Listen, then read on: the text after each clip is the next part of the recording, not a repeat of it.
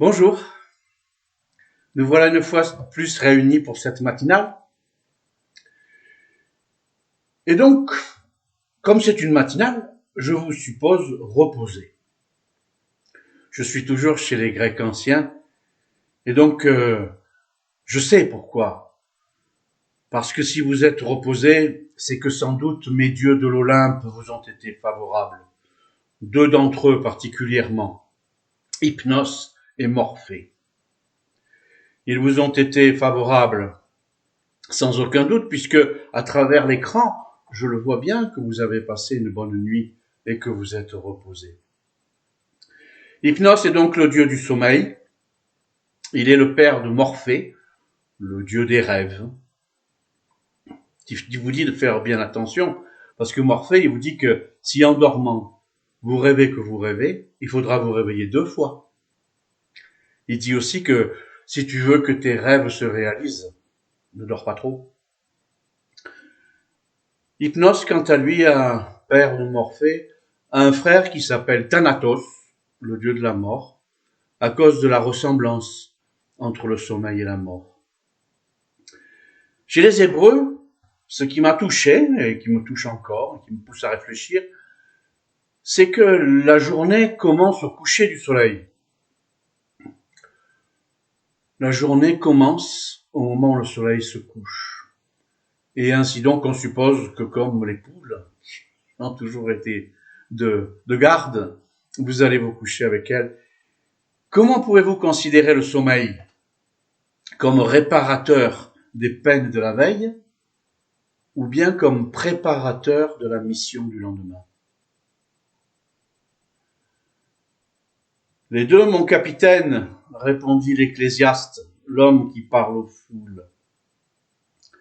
Dans la Bible, de l'Ecclésiaste au chapitre 5, à partir du verset 11, on peut lire « Doux est le sommeil du travailleur, qu'il ait peu ou beaucoup à manger, mais l'abondance du riche l'empêche de dormir. » D'une certaine manière, sans que ça soit littéralement écrit, il vous parle de la conscience. On dit que la mauvaise conscience vous empêche de dormir. C'est cette conscience qui sans aucun doute favorise votre sommeil et pas, comme je l'ai dit bêtement tout à l'heure, la faveur des dieux de l'Olympe. Il semble donc quand on dort qu'on est comme une vie parallèle, alternative.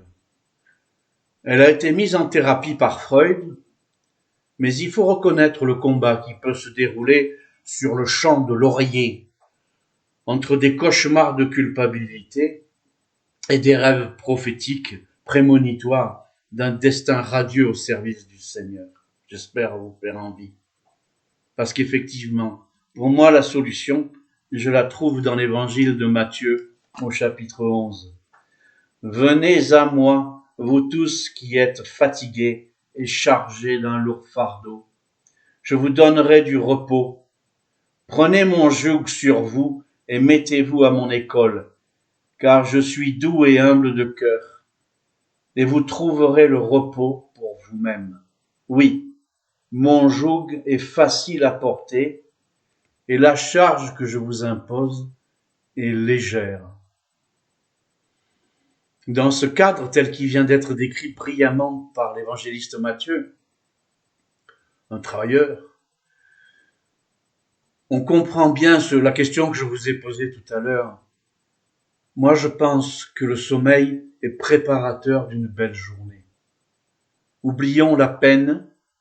Plusieurs passages bibliques parleront de ce calme, de ce repos qui vous permet sans aucun doute de bien dormir. Je ne suis pas thérapeute, je n'élude pas les maladies du sommeil, mais je sais que la disposition de cœur et d'esprit que vous pouvez avoir vis-à-vis de votre Dieu, de celui vers qui vous vous tournez, dans la joie comme dans la peine, saura vous apporter le repos dont vous avez besoin. Endormez-vous après avoir prié remis ce voyage nocturne incertain entre les mains de celui qui peut tout. S'il peut tout, il peut vraisemblablement aussi vous accorder le repos et le sommeil léger. Avec cette impossibilité de dormir sur vos deux oreilles, mais avec la facilité de vous réveiller le matin avec un cœur léger, plein d'espérance. Et c'est ce que je vous souhaite pour aujourd'hui. Bonne journée.